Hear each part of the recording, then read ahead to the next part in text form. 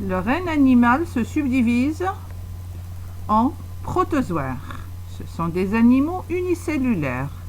Et en métazoaires, animaux pluricellulaires, comprenant plus qu'une trentaine d'embranchements, appelés aussi phylums. Ces embranchements sont formés par des organismes ayant le même plan d'organisation et qui se divisent en classes, ordres, familles, genres, espèces et sous-espèces. Ces différents niveaux systématiques, appelés aussi unités systématiques, peuvent être regroupés ou séparés en plusieurs sous-unités systématiques, par exemple classe, superclasse ou sous-classe. Parmi les embranchements les mieux représentés des métazoaires, on peut citer, parmi les invertébrés, l'embranchement des porifères, les éponges, l'embranchement des cnidaires, hydres et méduses, l'embranchement des platelmintes, les vers plats, embranchement des nématelmintes, verrons, embranchement des annélides, embranchement des mollusques, embranchement des échinodermes et embranchement des arthropodes, qui fera l'objet de cette étude. Les caractéristiques des arthropodes.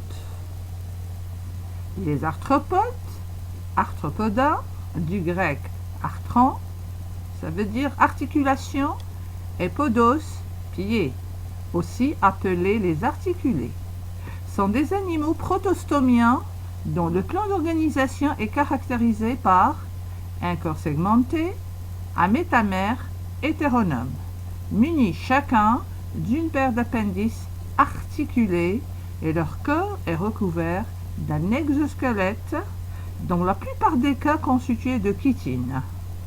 Ce sont des polysaccharides associés à des protéines ou une carapace rigide, incrustée de calcaire du CaCO3. Leur développement est entrecoupé de mues qui leur permettent une croissance et un changement périodique de leur squelette externe.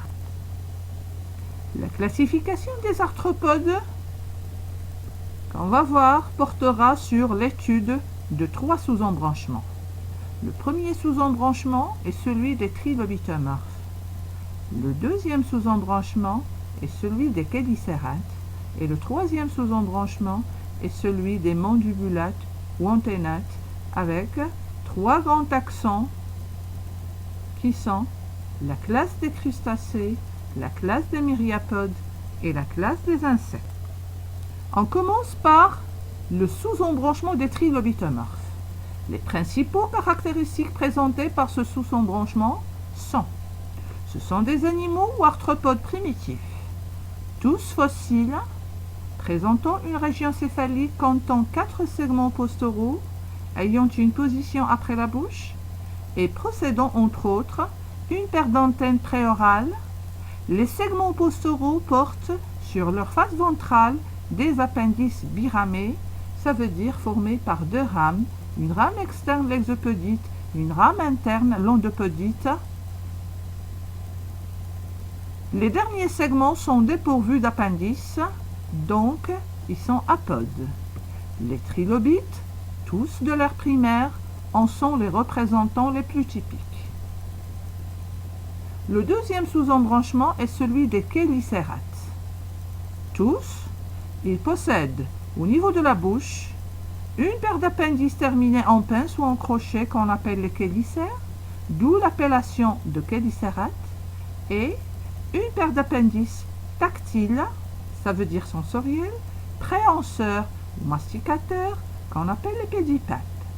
Ces chélicérates sont classés selon le type de milieu de vie et selon le type de respiration corporelle. Ils se subdivisent en 3 groupes. Le premier groupe est doté d'une respiration bronchiale. C'est la classe des mérostomes. Le deuxième groupe est doté d'une respiration aérienne. C'est la classe des arachnides qu'on va étudier par la suite. Et le troisième groupe présente ne présentent pas d'appareil respiratoire individualisé, mais ils sont tous marins. C'est la classe des pycnogonites.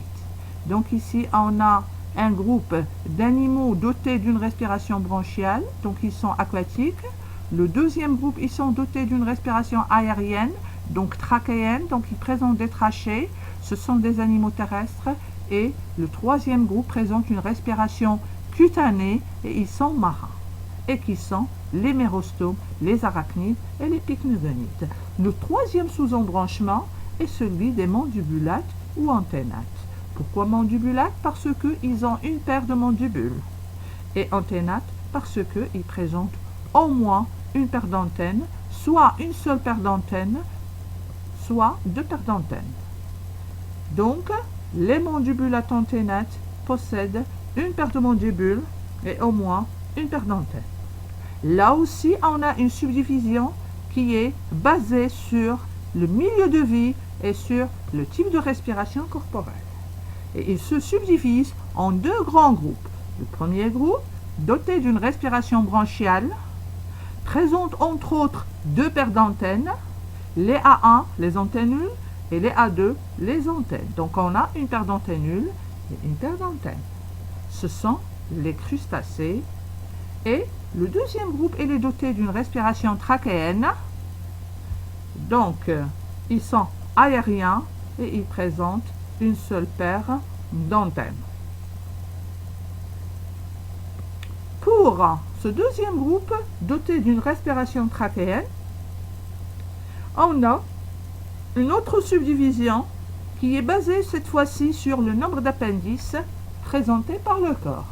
Ou bien on a n paires d'appendices locomoteurs, le n étant strictement supérieur à 3, c'est le cas de la classe des myriapodes. Myria en latin ça veut dire mi, pod ça veut dire patte, donc ce sont des mandibulates antennates qui présentent un nombre de paires de pattes supérieur à 3, n paires de pattes. Le deuxième groupe est doté de 3 paires d'appendices locomoteurs. Et ces mandibulates antennates qui présentent 3 paires d'appendices locomoteurs, on les appelle aussi les hexapodes ou les insectes, avec la première paire qu'on appelle les P1, la deuxième paire les P2 et la troisième paire ce sont les P3.